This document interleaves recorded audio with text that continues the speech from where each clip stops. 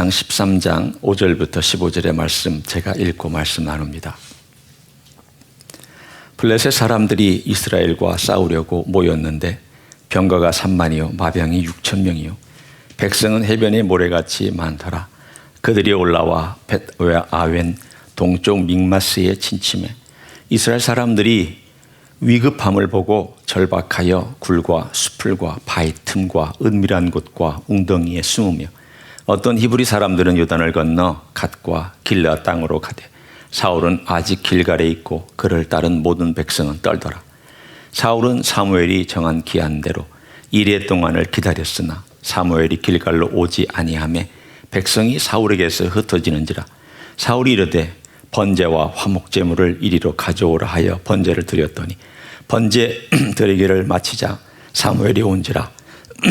죄송합니다. 사울이 나가 맞으며 문안하매 사무엘이 이르되 왕이 행하신 것이 무엇이냐 하니 사울이 이르되 백성은 내게서 흩어지고 당신은 정한 날 안에 오지 아니하고 블레셋 사람은 믹마스에 모였음을 내가 보았으므로 이에 내가 이르기를 블레셋 사람들이 나를 치러 길갈로 내려오겠거늘 내가 여호와께 은혜를 간구하지 못하였다 하고 부득이하여 번제를 드렸나이다 하니라.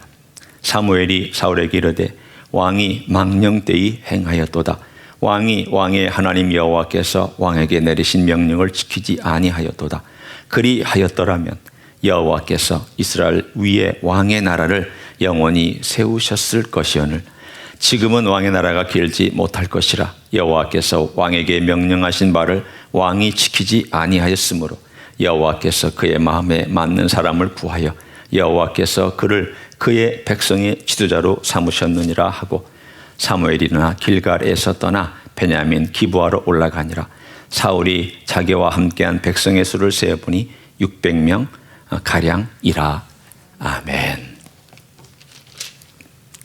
부득이라는 단어는 어쩔 수 없이라는 뜻입니다. 어떤 상황에 몰려서 부득이 선택할 수밖에 없다라는 그런 표현을 쓸 때 우리가 자주 씁니다. 물론 어떨 때는 그것이 꼭 나쁜 것만은 아닙니다. 예를 들어서 전쟁이 일어나면 부득이 총을 쏠 수밖에 없습니다. 정당방위이기도 하고 또 강도가 집을 침입해 왔을 때는 부득이 어떤 자기를 보호하고 가족을 보호하기 위해서 쓸 수밖에 없는 그런 행위가 존재할 수 있습니다.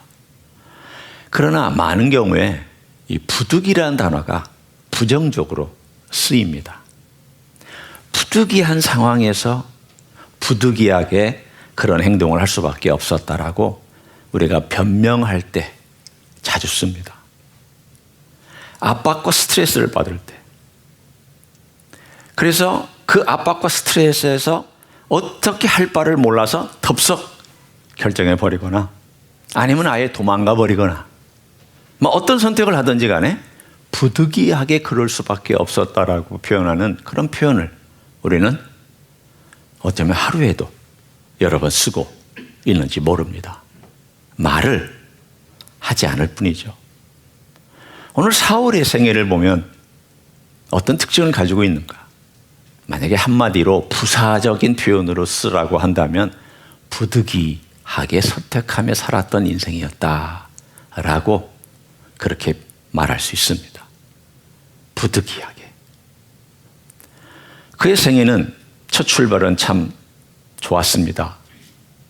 성경에 보면 그가 우리 성경에는 40세 왕이 되었다고 되어 있지만 이 사무엘상이 제일 사본끼리 다른 책입니다.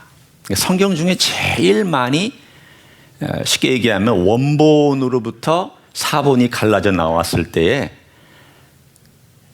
빠져있는 내용도 많고 그리고 잘 모르는 어떤 내용들이 거기에 존재하기 때문에 흔히 말하듯 원본에서부터 사본으로 옮겨갈 때 제일 오염이 많이 된 책이다 그렇게 얘기를 합니다. 영어 성경을 보면 사울이 왕이 됐을 때를 30세라고 얘기를 하고 있습니다. 그게 맞을 겁니다. 40세가 아니라 30세가 여러 가지 정황을 볼 때 맞는 횟수입니다. 어디는 30세라고 나오고 어떤 버전은 그러니까 사본들이 다 다르다는 뜻입니다. 내가 어떤 사본을 가지고 번역을 했느냐에 따라서 다른 내용이 들어가기도 합니다. 이 30세 왕이 된 그가 출발 잘했습니다. 겸손했습니다. 그리고 왕이 되자마자 기름 부음을 받자마자 암몬이라고 하는 그 나라가 동쪽에서 길르앗을 치고 올라왔을 때에 백성을 모아다가 용기를 발해서 내려가서 암몬을 쳐서 큰 승리를 거두었습니다. 이만하면 영웅이지 않습니까? 출발이 좋지 않았습니까? 그리고 그는 특별한 은혜를 받아서 성령께서 그에게 강하게 내려와서 선지자들과 함께 그가 예언을 했다고 되어 있습니다. 그러면 이 정도의 은혜를 받고 성령의 충만을 받고 놀라운 경험을 했으면 그의 삶이 바뀌어야 되는 게 맞지 않습니까? 여러분 같으면 그런 기대를 당연히 하죠. 그런 체험을 했느냐고, 그런 뜨거운 체험을 했느냐고. 그러면 당신은 이제 삶이 바뀌었을 거라고, 분명히 뭔가 바뀌어 있을 거라고. 여러분, 한번 뜨거운 체험 가지고 삶이 바뀌지 않습니다. 삶은 지속적으로 바뀌어야 되고 중심에서부터 바뀌어야 됩니다. 사울은 뜨거운 체험했습니다. 놀라운 체험했습니다. 그 시대에 특별한 사람들만 갖는 성령 체험했습니다. 그런데 오늘 사건은 그의 마음속에 무엇이 있는지를 드러낸 사건이었습니다. 블레셋과의 전쟁이 터졌습니다. 암몬과의 전쟁은 청동기 문화와 청동기 문화의 싸움입니다. 그러나 블레셋과의 전쟁은 철기 문명과 청동기 문명의 전쟁입니다. 철기 문명과 청동기 문명의 전쟁은 이건 싸우나만 합니다. 그냥 객관적인 조건과 객관적인 1대1로 붙어도 싸우나만 합니다. 그런데 오늘 어떤 만큼의 군대가 모였는지를 성경은 이렇게 묘사합니다. 5절을 한번 보십시오. 블레셋 사람들이 이스라엘과 싸우려고 모였는데 병거가 3만이요. 이거 3만 아닙니다. 3천이 맞을 겁니다. 왜냐하면 다른 또 사본은 3천이라고 나오니까. 3만은 좀 아마도 과장된 것 같은 느낌이 있습니다. 여러분, 병거가 3만이면 애굽도 3만이 없습니다. 애굽이란 제국도 3만이 안 됩니다.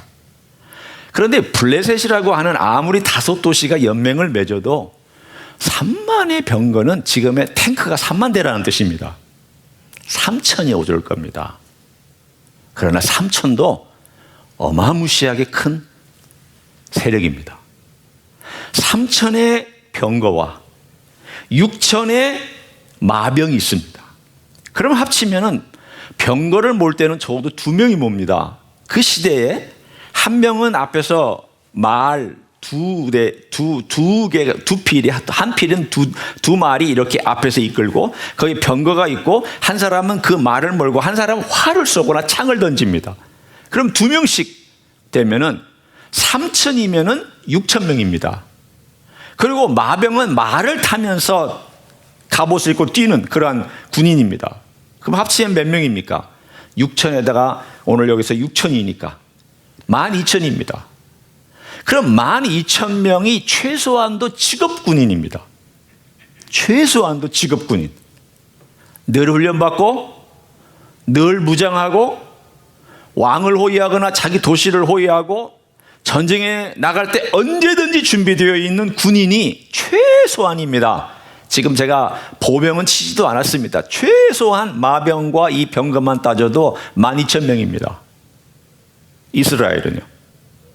이스라엘은 사사 시대 동안에도 군대를 가져본 적이 없고 이제 겨우 왕이 된 사울이 사람들을 끌어다가 자, 우리도 이제 군대를 한번 만들어 보자 그랬더니 오합지졸 같은 3,000명이 모였습니다.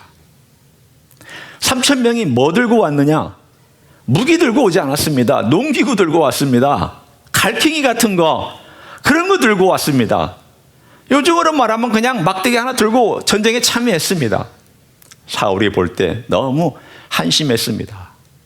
그래서 그 많은 사람들이 모였을 때 다 보내고 한 3,000명 정도만 그래도 쓸만한 사람들을 남겨놨는데 그 3,000명 중에 2,000명은 자기와 있게 하고 1,000명은 자기 아들 요나단과 같이 있게 했습니다.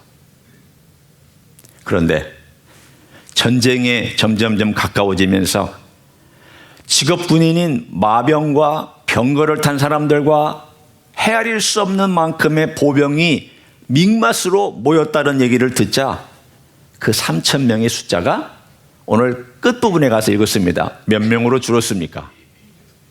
600명으로 줄었습니다. 참 생각해 보십시오. 5분의 1로 줄었습니다. 그나마 3,000명이라고 싸우려고 모인 사람들 중에 600명만 남고 아마도 자기 지파 사람들 중심으로 남았을 겁니다. 600명 남고 다 뿔뿔이 저 굴속으로 계곡으로 심지어는 요단 건너 저 다른 땅으로 다 도망가 버리고는 이 사람 가지고 전쟁을 치르라고 그렇게 지금 오늘 본문에 사건이 진행되고 있습니다. 자, 여러분 같으면 이런 상황을 어떤 상황이라고 표현하겠습니까? 지금 다가오는 사람은 적어도 12,000명은 직업군인이다. 보병은 헤아릴 수 없는 만큼 많은, 아마도 블레셋 사람들은 단번에 사울을 쳐서 이스라엘을 꺾어버리려고 모든 사람들을 다 끌어 모아서 전쟁을 치르고 있는 듯이 보입니다. 자, 오늘 이 전쟁 앞에 사울이 사무엘로부터 명령을 받았습니다. 전쟁을 늘 치르기 전에 내가 와서 제사를 드리겠다. 일주일을 기다리고 하나님께 제사를 드린 다음 너는 나가서 싸우면 된다. 그래서 일주일을 계속 기다리는데 하루는 기다릴 수 있고 이틀도 기다릴 수 있고 3일도 기다릴 수 있습니다. 마음이 초조해지기 시작하지만 기다렸습니다. 4일째도 기다렸고 5일째도 기다렸고 6일째도 기다렸고 7일째가 됐는데도 나타나지 않습니다. 그의 마음은 화급해졌습니다. 백성들은 떠나갑니다. 군인들은 도망갑니다. 전쟁은 점점 치열하게 가까이 다가오고 있는데 그를 도와줄 사람은 600명밖에 없습니다. 이런 상황에서 사울이 오늘 본문에 우리가 읽은 것처럼 화목제물과 번제물 가져와라. 그리고는 거기서부터 번제와 화목제를 드렸습니다. 딱 드리자마자 사무엘이 나타났습니다. 참 성경의 이야기를 보면은 야속할 때가 있습니다. 아니 왜 사무엘은 그렇게 야속하게 그 끝부분에 나타나가지고 사울을 그렇게 힘들게 만들었을까? 아니 좀 한 중간에 왔으면 셋째 날 넷째 날 왔으면 이런 문제가 안 터지지 않았겠는가? 우리는 이런 많은 상상들을 해봅니다. 자, 오늘 본문에 사무엘이 와서 사울을 야단치니까 사울이 뭐라고 변명하는지를 들어보십시오. 11절입니다. 사무엘이 이르되 왕이 행하신 것이 무엇이냐 하니 사울이 이르되 첫째 백성은 내게서 흩어지고 둘째 당신은 정한 날 안에 오지 아니하고 셋째 블레셋 사람은 믹마스에 모였음을 내가 보았으므로. 자, 이 세 가지 중에 세 가지가 다 맞습니까? 아니면 뭐가 맞고 뭐가 틀립니까? 자, 제가 묻겠습니다. 백성은 내게서 흩어진다. 맞습니까? 맞죠. 당신은 정한 날에 오지 않았습니다. 맞습니까?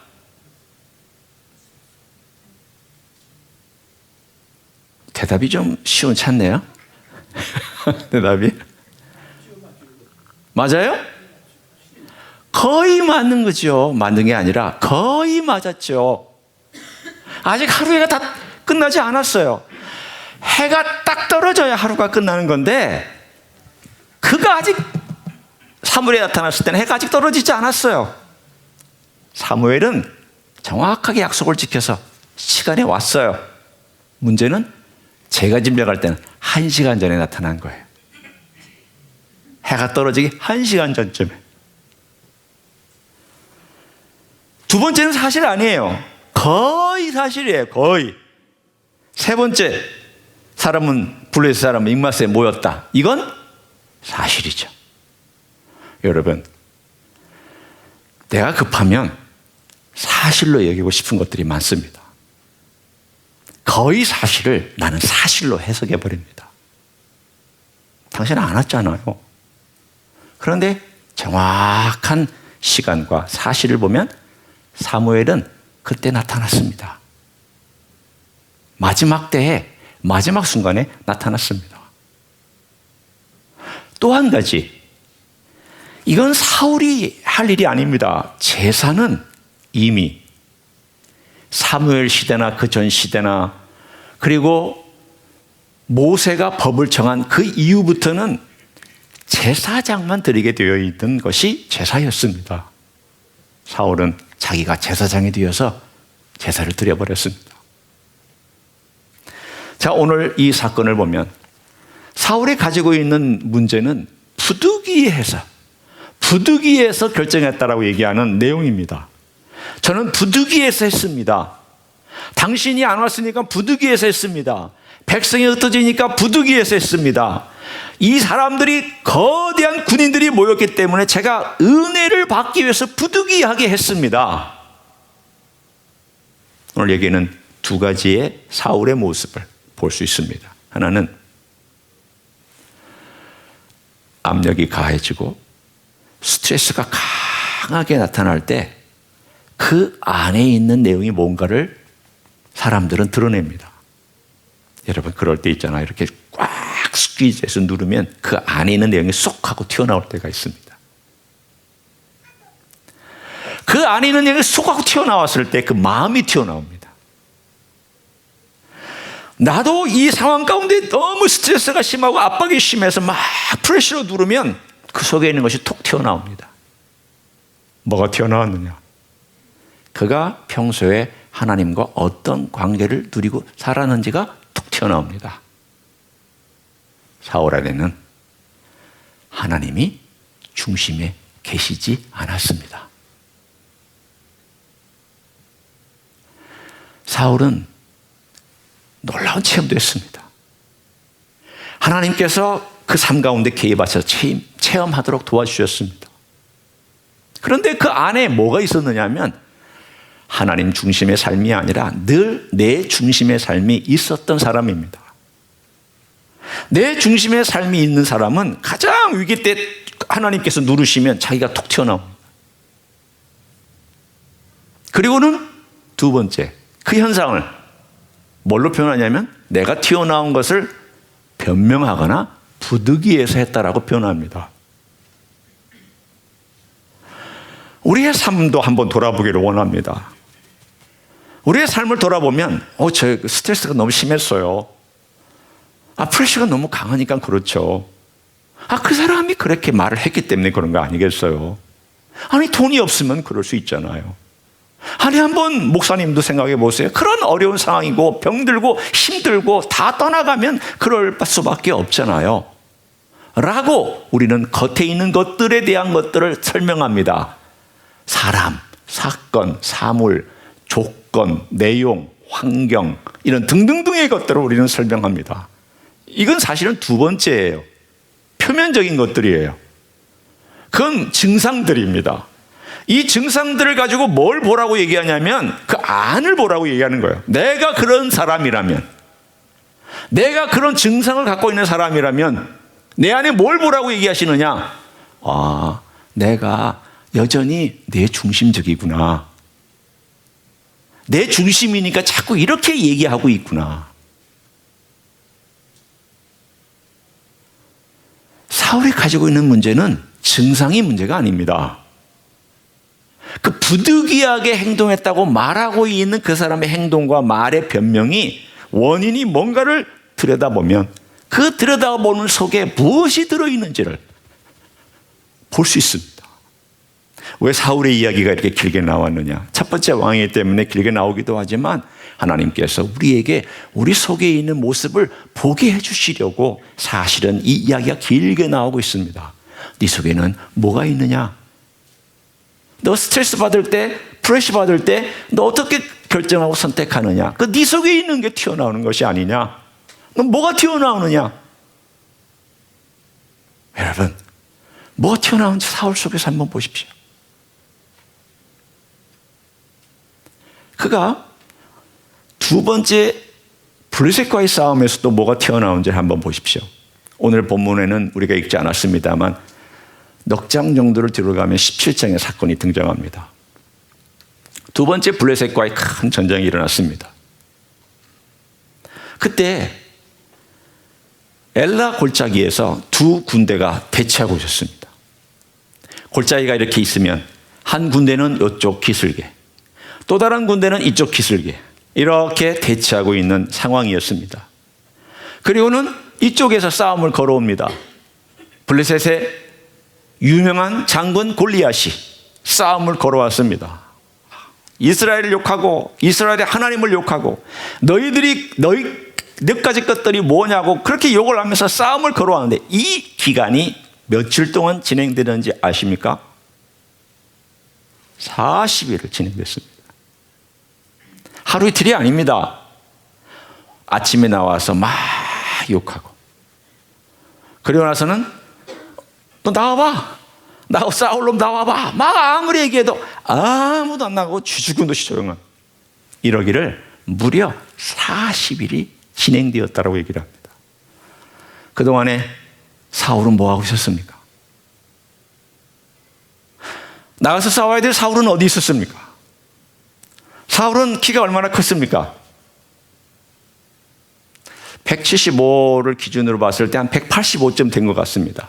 머리 하나가 더 있으니까. 한 185에서 190 정도의 키를 가진 그런 사람입니다. 그러니까 지금 이스라엘 중에 제일 잘생기고 제일 용감하고 제일 키가 크고 제일 용맹을 발할 수 있는 대표 선수가 누구냐면 사울입니다. 역전의 용사 아닙니까? 싸우지 않았습니까? 그런데 사울은 숨었습니다. 나가지 않았습니다.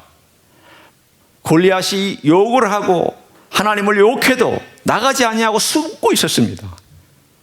그 사람의 행동을 다시 한번 우리가 분석해 봅니다.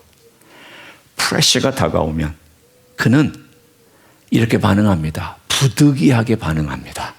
안 돼. 그럴 수는 없지. 이 사람하고는 싸움이 안 돼.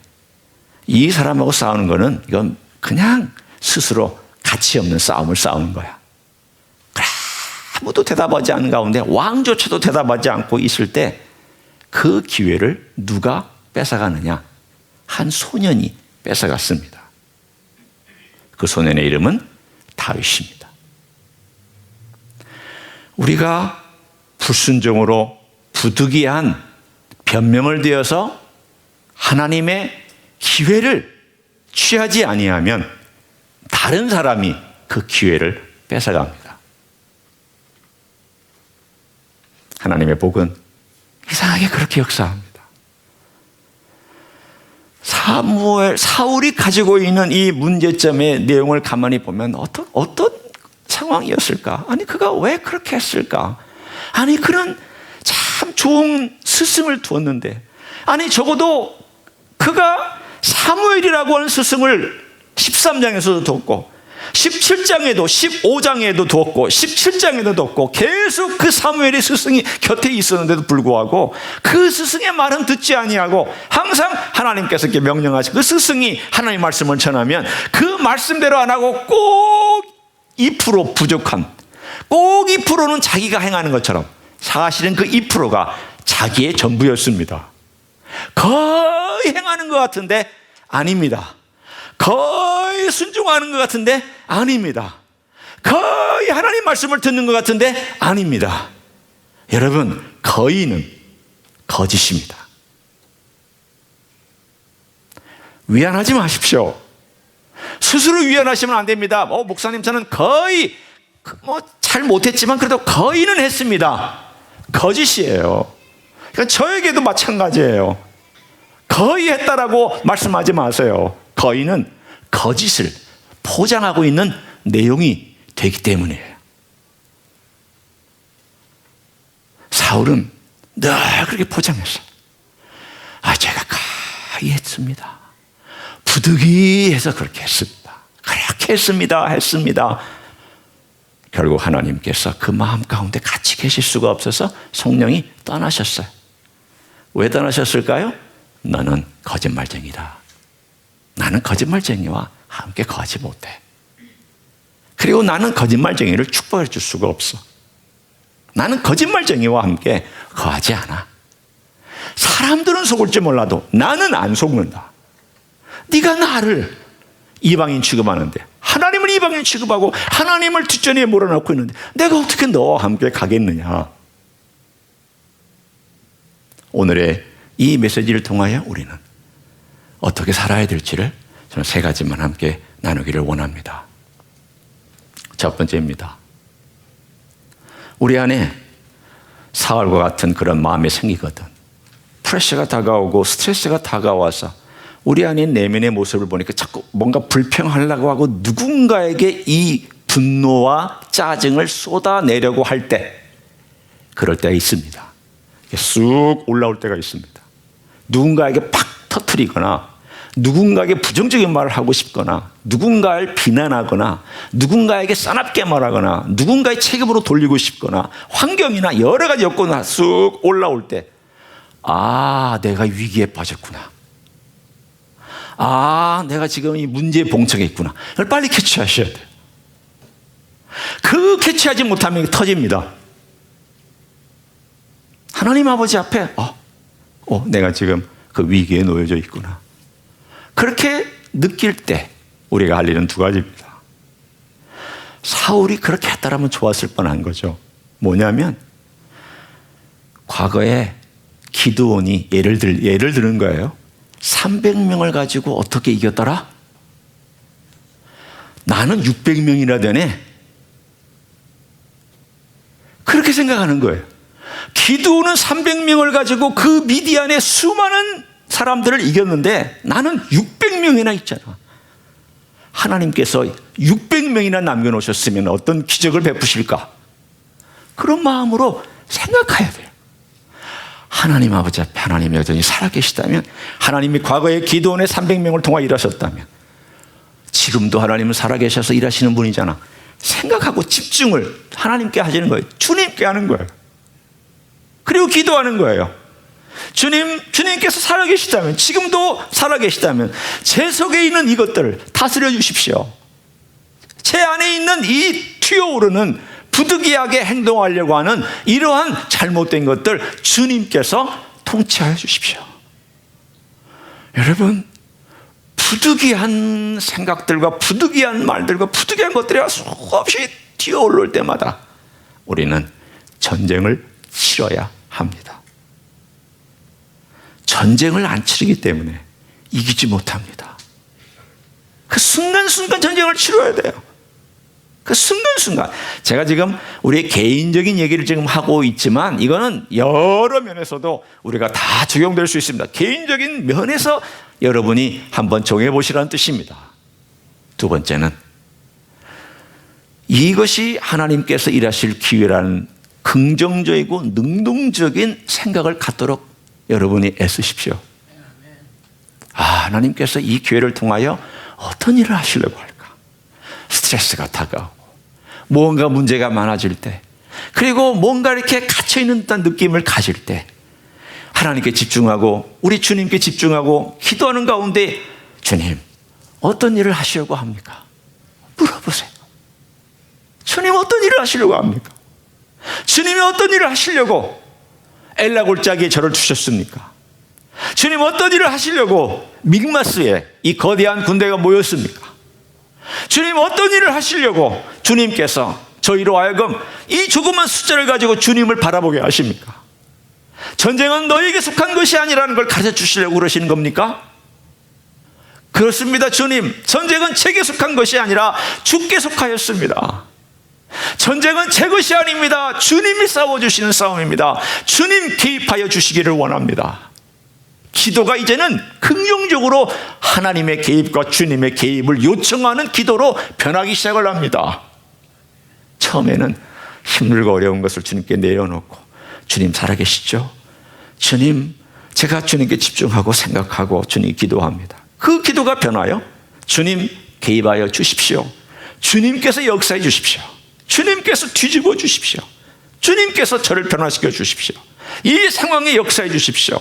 이러한 긍정적인 기도로 바뀌어지는 것을 우리의 삶 가운데서 적용할 수 있어야 될 줄로 믿습니다. 세 번째는 기대하십시오. 하나님께서 싸워주실 것을 여러분이 기도했다면 기대하셔도 됩니다. 여러분이 그 변명하고 싶은 충동을 누르셨고 그걸 가지고 그 에너지를 기도로 바꾸기 시작했으며 그걸 하나님 아버지 앞에서 기도로 올려드리고 그것이 하나님의 기회가 될 거라고 여러분이 확신했다면 이제 기대하셔도 됩니다. 하나님은 그렇게 하나님을 의지하면서 싸워가는, 하나님을 의지하면서 하나님은 강하신 분이라는 것을 의지하는 사람을 그냥 가만히 보시고 계시지 않습니다. 개입해 주십니다. 역사해 주십니다. 왜 그 역사를 우리가 경험하지 못하느냐? 첫 번째부터 안 하고 있기 때문에 못하는 거예요. 하나님의 손이 짧아서도 아니요, 하나님의 눈이 가려서도 아니요, 하나님의 귀가 막혀서도 아닙니다. 우리가 안 싸우려 하니까 하나님이 안 싸워주시는 거예요. 우리가 맡기려고 하지 않으니까 하나님이 역사하지 않는 거예요. 우리가 하나님께 집중하지 않으니까 하나님께서 일하시지 않는 거예요. 사울의 삶과 우리가 다윗의 삶을 좀 더 자세히 다음 주에 보겠지만, 그러나 사울의 삶의 중심에 뭐가 있는지를 한번 보십시오. 프레셔와 스트레스가 탁 다가왔을 때 자기가 튀어나옵니다. 자기 말이 튀어나옵니다. 자기가 막 튀어나옵니다. 다윗은요, 스트레스와 압박이 쫙 눌렀을 때에 하나님이 튀어나왔습니다. 위기와 스트레스와 프레셔에서 무엇이 튀어나오는지를 여러분 보시고, 내가 사울적인 삶을 살고 있나 아니면 다윗적인 삶을 살고 있나를 평가하신다. 내가 사울 같은 삶을 살고 있다고 여기시거든 제가 함께 아까 나눴던 세 가지의 과정을 통하여 주님 앞에 계속 나아가면 이 싸움이 어느 순간인가 되다가 승리하는 1단계, 2단계, 3단계가 언젠가 이루어져서 여러분 삶에 주님께서 강하게 역사하는 변화의 역사, 개입의 역사, 능력의 역사가 나타날 줄로 믿습니다. 그런 삶을 살아가시기를 예수님의 이름으로 간절히 축원합니다. 기도하겠습니다.